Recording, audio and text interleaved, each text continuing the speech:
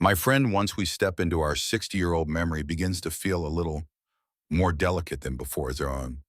There are mornings when you stand in the kitchen, open a cabinet, and suddenly ask yourself, what was I trying to grab? And sometimes the name of someone familiar slips just out of reach. You remember their face, their stories, their laugh, but their name drifts away like a thin layer of fog. I've had so many patients tell me something. You may have quietly felt yourself.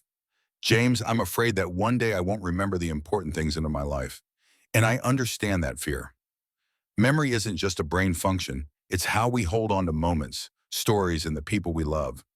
Losing memory feels like losing little pieces of who we are. But there's something wonderful I want you to remember. The brain still has the ability to heal. It can grow stronger, reconnect, and build new pathways even in your 70 and 80-year-old. In over 30 years of practicing medicine, I've seen this clearly. With the right simple habits, memory can improve within 4 weeks. No expensive medications, no complicated exercises, just small daily practices done correctly and consistently. Today, I want to walk with you into that journey, a gentle human journey where you rediscover clarity, confidence, and the feeling that your mind still has plenty of life left in it. Exercise number 1, memory activation, 10 minutes of intentional recall each morning. My friend, one thing many people after 60 are never told is this: memory doesn't disappear in a moment, and it doesn't return through magic. It wakes up through small, repeated reminders. The first exercise I want to share is so simple that many of my patients laughed when they heard it. Yet weeks later, they came back, held my hand, and said, James, just those 10 minutes made my mind feel brighter. This exercise is called 10 minutes of intentional recall. Not random daydreaming, not letting your thoughts drift, but shining a soft light on one specific moment from your past, and as if you're gently wiping the dust off a familiar photo frame. Each morning, choose something to remember: an old family meal, a childhood friend, a trip you once enjoyed, a memory with your spouse, and let your mind go deep into it: the scene, the sounds, the smells, the feelings. These tiny details help reactivate the neural pathways that store memory. I remember Mr. Lewis, 72, who told me his mind felt foggy after retiring. After trying this exercise, he said, James, I recalled the day I taught my son how to drive. Everything came back so clearly I laughed out loud. That's when I realized my brain isn't as old as I thought. Science calls this process reactivation, reawakening the networks that once held your memories. When these networks fire more often, the brain ages more slowly, focus improves, and short-term memory becomes sharper. But what I love most about this exercise isn't just the result. It's the warm feeling it gives people. Because every memory recalled is a part of you coming back to life, a small light glowing again in your soul. My friend, memory hasn't abandoned you. It's simply waiting for you to call its name. Just 10 minutes every morning and you'll begin to feel something wonderful return. Exercise number 2, write down what you remember, a mindfulness workout for your brain.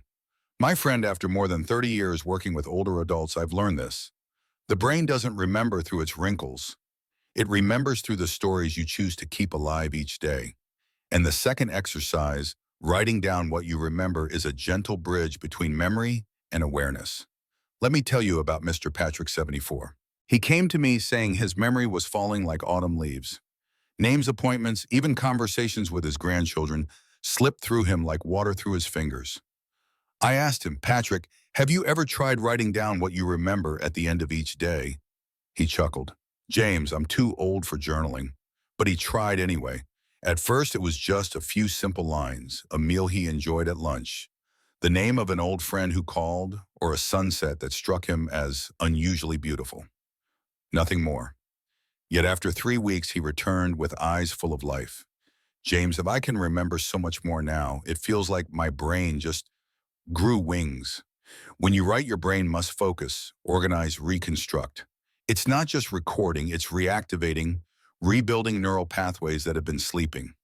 You don't need neat handwriting. You don't need long essays. You just need sincerity. What did you remember today? A sentence your spouse said, your grandchild's smile, or simply the smell of your morning coffee? Write it down, because every line you write is one small step toward a sharper, clearer mind. Exercise number 3, The memory stream, a daily flow of intentional recall. My friend, there is something I always remind my older patients. Memory isn't just stored in the brain, it lives in the rhythm of our days. And the third exercise, the memory stream, is one of the most beautiful habits anyone can build. I want you to imagine this. Each day at a quiet moment, perhaps after your morning tea or before going to bed, you close your eyes and choose a tiny piece of memory. It could be a Sunday family meal, a distant trip, or simply the image of the old chair your father used to sit in when you were young. All you need to do is one thing: replay the memory slowly in your mind. The more details, the better.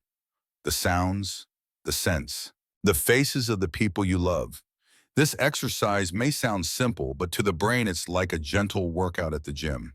When you retell a memory, your brain has to activate deep networks inside the hippocampus, the place where long-term memories are stored. In other words, you're helping your brain reclaim its own voice. I remember Mr. Richard, 74. He once told me during an appointment, "James, I'm afraid that one day I'll forget the things that matter most." I handed him a small notebook and said, "Each night write down one memory, just a small one, but let it live again."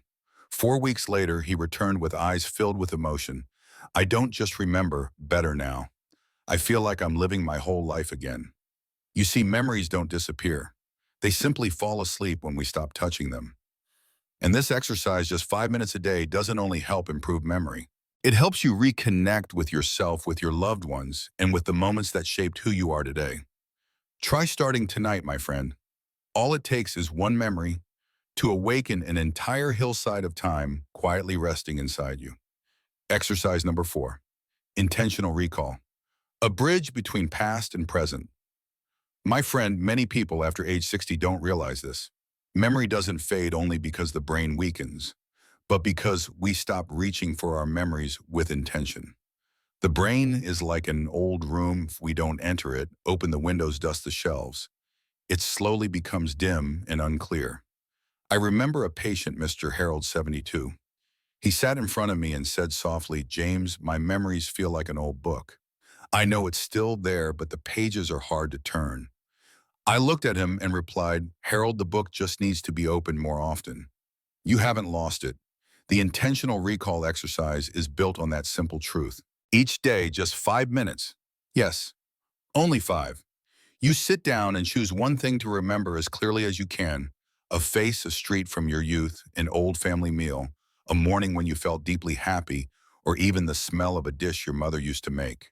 And when you recall, don't remember with logic alone. Remember with feeling. Let the images, sounds, colors, warmth, and even the sadness rise again in your mind. I've witnessed something beautiful. After 2 weeks of doing this exercise, Mr. Harrell came back and told me, "James, I suddenly remembered the name of a childhood friend I've been trying to recall for years." He said it was simple joy, but to me it was a sign that his brain was beginning to open its doors again. Science calls this the activation of long-term memory networks. I call it a homecoming, a return to your own life. My friend, every cherished memory you call by name is a light turning on inside your mind. And when enough lights appear, your memory grows stronger than you ever expected. Exercise number 5, mindful walking memory. Connecting your steps to your recall. My friend, if there's one exercise that proves memory doesn't live only in the brain, but also in our steps, it's this one, the mindful walking memory exercise. It sounds simple, but our brain loves simplicity as long as there is rhythm, repetition, in life in it. I remember Mr. Patrick, 78, who once told me, "James, I forget my grandchild's name sometimes, but I've never forgotten the path to my garden each morning." His comment made me smile because he unknowingly revealed a major truth in medicine. Rhythmic actions, especially walking, help the brain build new connections. For this exercise, I told him to do just one thing. Let each step carry a small memory. Try it yourself, outdoors or even in a small yard. When your left foot steps forward, gently say, "Today." When your right foot steps forward, say, "I am here." Step rhythm, breath, rhythm, awareness, rhythm. This is how the brain is awakened without being forced. 2 weeks later, Mr. Patrick returned with a warm glow in his eyes. He said, "James, I don't remember everything, but the fog in my head is lifting. I feel more present in my own life. And that is exactly what this exercise offers. Not miracles, not sudden perfect memory, but a gradual awakening, the mind regaining its clarity inch by inch. My friend, when you walk with awareness, you send a message to your brain. I'm still here. I'm still living. And I want my memory to walk with me for many more years. If there is one exercise I hope you keep for life, it's this one simple, deeply human, and far more powerful than it appears. A gentle reminder, before we end, my friend, memory isn't something that disappears overnight, and it's not something only the young can improve. Memory is like a garden. Leave it untouched, and weeds will grow. But care for it gently each day, and it will bloom again, whether you're 60, 70, or beyond. These 5 exercises don't require you to be smarter, faster, or stronger. They only ask for consistency, a few minutes each day, a soft reminder that your brain still holds incredible potential waiting to be awakened. I've seen many patients regain their confidence after years of fearing memory loss, all because of small habits like these. And I want you to believe this. It is never too late to care for your mind, never too late to replant the flowers in your garden of memories. If these exercises give you hope, strength, or even a moment of peace, I invite you to subscribe to Heal Fit Health so we can continue this journey together, each step a small movement toward better health, sharper clarity, and a fuller, richer life. You deserve that, my friend, always.